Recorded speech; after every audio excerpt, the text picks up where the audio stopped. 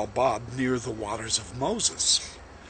It empties into the Gulf of Aqaba on its east shore and is almost 75 miles south of Aqaba. There is a stream there that flows all year long. And Potter, and I'll show you from some of his writings also, some of his research, Potter has found a valley there that has the sides that go up 2,000 feet of sheer rock going up as a valley. And it's the only valley that actually has a stream running through it. It's fascinating. There are geographical features that match what Lehi and Nephi said in their record. That's amazing. Shazer. The location of Shazer is not definite yet. According to the account, after Lehi had spent a period of time in the valley of Lemuel, the group traveled 4 days in a south-southeast direction along the Red Sea.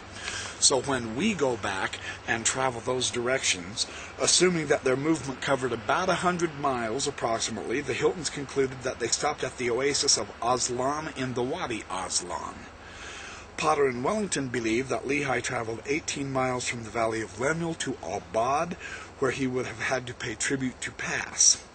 They suggest that Shazer was 60 miles south-southeast at Wadi Agar, where there is a delightful oasis, and it's called a valley of trees. The Arabic cognates of the word Shazer in the Book of Mormon is Shajir, S-H-A-J-I-R, and it means a clump of trees. George Potter has shown that. The group stayed there long enough to slay animals, and then they carried on with their journey. So we have very interesting connections here with the Trail of Lehi, with the geographical features that actually do match and are found right now. The plausibility is extremely high. That's exciting. That's very exciting. Now on the idea of where Nephi broke his bow, he says on page 79, this is still McKinley, this locale presents a challenge for the researcher. As the Hiltons traveled along the east coast of the coast of the Red Sea, they judged that Nephi broke his bow somewhere in the vicinity of Jeddah in South Arabia. And I can show you this on a map. They noted that there the weather is a merciless combination of heat, humidity, sand, and salt. A force strong enough to destroy steel. They saw car fenders that had rusted out within a few months. Potter and Wellington sought for a location near Bishaw that was on the east side of the Al-Sarat Mountains, and that had trees with the kind of wood that would have been a particularly suitable wood for Nephi to make a durable bow. Through contact with local experts and written research, they learned that the olive tree exactly fit the requirements. They concluded that the high wadis between Al-Qadim and Jabal Azah, northwest of Bisha, present the general area where Nephi constructed his bow. So along the way, Nephi breaks his bow, and we find a confluence of forces that actually could have ruined those bows. And we also find the wood that they actually make bows and arrows from.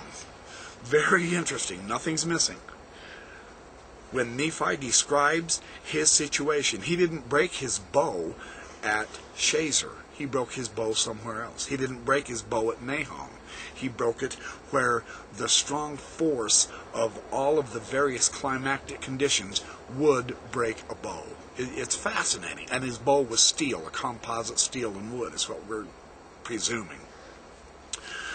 Then in 1976, the Hiltons estimated that Nahom was on the 19th century parallel, which passes near Najran and can be identified with Al-Qunfuda in Saudi Arabia.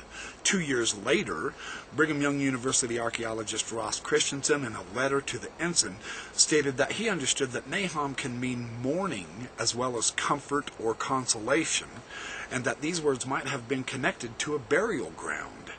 He noted that Nephi implied that Nahom was an established place name, not one that Lehi himself had chosen. As Kent Brown has said, Nephi describes Nahom in the passive. This is the place that was called Nahom, so others had already called it Nahom. We now have direct archaeological evidence that this region is Nahom and that it is a burial region from the, from the Germans who excavated this area. We have a direct archaeological bullseye for the Book of Mormon. It now has that kind of firm grounding to it. And then he referred to a map by Karsten Niebuhr in 1763 that featured the place Nem, excuse me, located 100 miles east of Luhaya and about 25 miles north of Sana. This is the name of the map is south of the line the Hiltons drew for their suggested route to Bountiful. So in 1991, the Astons confirmed that there was a burial ground at a place called Nahom. This was located just about where one would expect to find it from Nephi's directions. Everything fits in the Book of Mormon. In 1994, the Astons proposed that the site is near a large valley, Wadi Jaf, in Yemen. In the 2005 Farms documentary, A Journey of Faith, Yemeni archaeologist Abdul Ghaleb reports his discovery in 1994 of a large burial mound in Wadi Nim that belongs to the Nim tribe. The Arabian archaeologists are actually doing the work, showing that this is that place, properly so.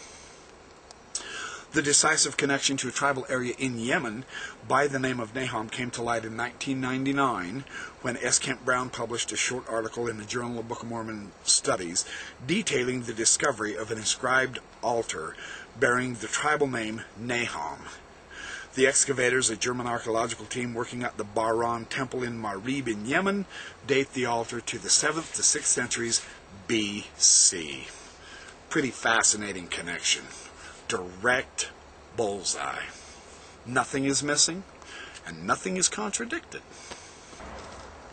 Okay, further continuing on page 81, McKinley notes that the archaeology team of the Germans dated these altars to the 7th to 6th centuries BC, the very time that Lehi and Sariah were journeying.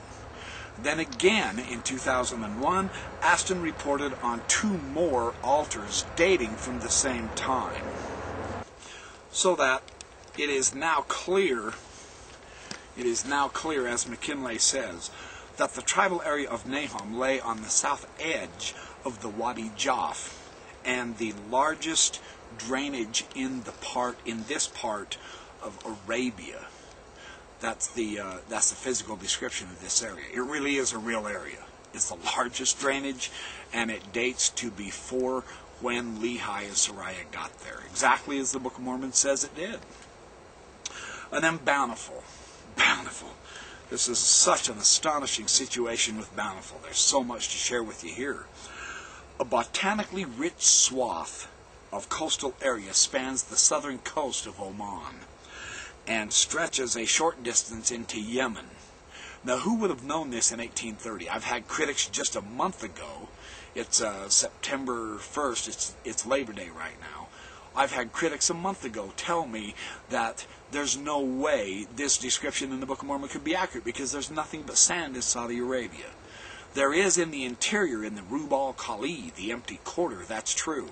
But on the coast, it's a completely different story. And it is precisely on the coast where Nephi identified the place being bountiful. And it impressed them. And it's mind-boggling to us. It's still there.